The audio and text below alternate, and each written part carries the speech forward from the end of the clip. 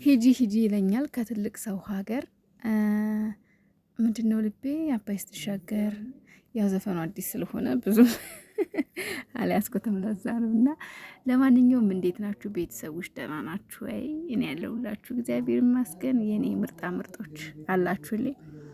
እሺ ይቺ ቅመም እንግዲህ ይቺ ምን ቅመም ግን ሌላ ስም መውጣት አለበት ለሀይሚ። በነገራችን ላይ ሌላ ስም ያስፈልጋታል፣ የሆነ ለየት ያለ ከቅመሟ ውጪ።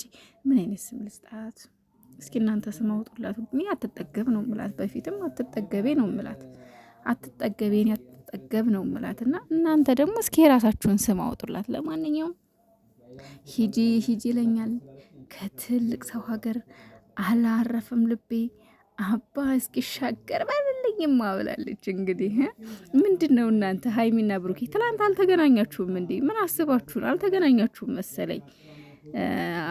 ምክንያቱም ብሩኬም ትላንትና የትዝታ ዘፈን ነበር ሲያደማምጥ የነበረው።